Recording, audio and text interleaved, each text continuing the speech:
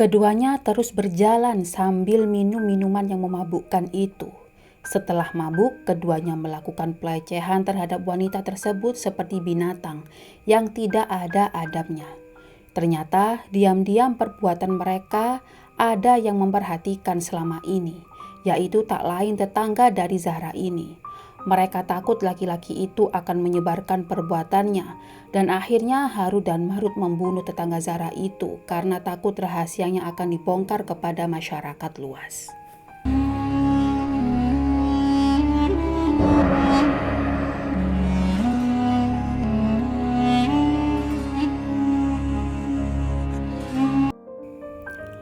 Assalamualaikum warahmatullahi wabarakatuh.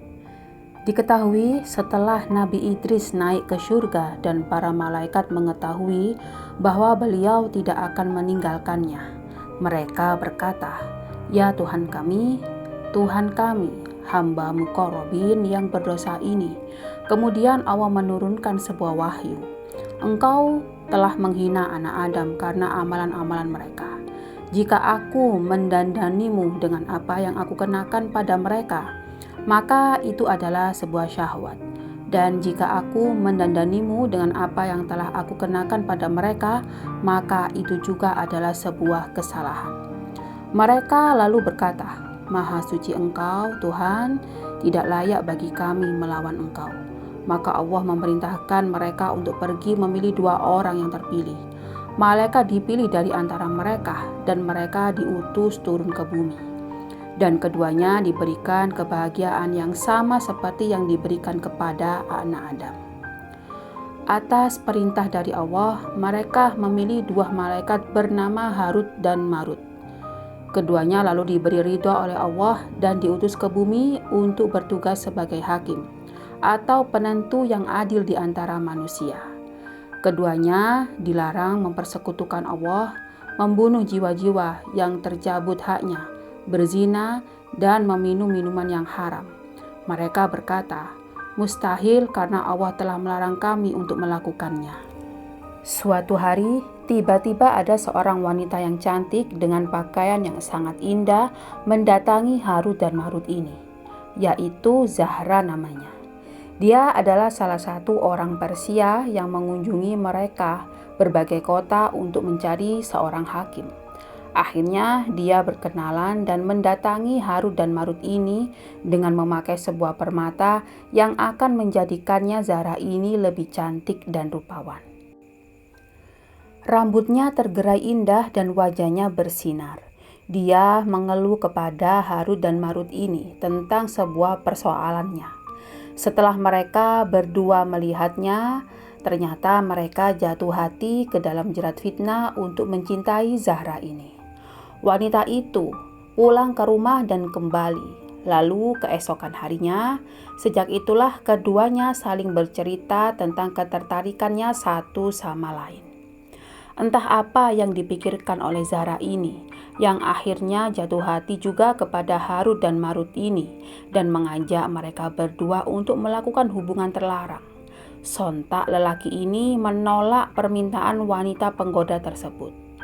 Singkat cerita, akhirnya Zahra menjadi malu dan berubah pikiran. Ia pun akhirnya juga menolak permintaannya dan mencabut semua kata-katanya. Kemudian Zahra ini pulang ke rumahnya. Hal ini meningkatkan keinginannya. Akhirnya mereka pergi ke rumah.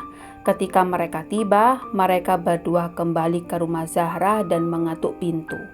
Sesampai di rumah Zahra, kemudian dia menyapa Zahra itu, dan Zahra pun dengan senang hati mempersilahkan Harut dan Marut itu masuk ke rumahnya. Dia menyajikan makanan untuk mereka, lalu kami berdua makan. Mereka terus menggoda setelah makan malam. Namun wanita itu berkata, "Kalian sudah tahu apa yang ingin aku inginkan dari kalian berdua." Mereka berkata, "Melarikan diri dan membunuh." "Kami tidak menginginkannya karena keduanya adalah dosa besar," kata Zahra ini. "Namun meminum anggur membuat kalian lebih rentan terhadap dosa-dosa ini. Nanti kita bisa memohon ampun kepada Allah," ucap Harut dan Marut. Kemudian tak satu pun dari mereka yang tahu bahwa meminum anggur adalah sumber dari segala dosa.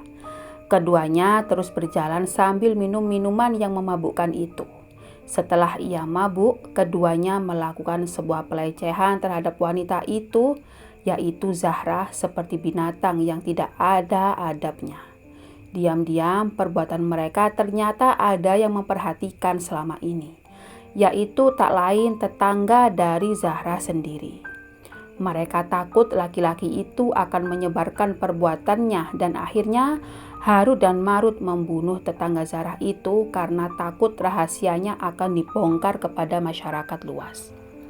Setelah Harut dan Marut melakukan perbuatan dosa itu, yakni melakukan perbuatan zina dan membunuh, akhirnya mereka jatuh ke dalam sebuah lembah dosa. Dan keduanya ingin naik ke surga lagi, namun sayap mereka tidak bisa menurutinya.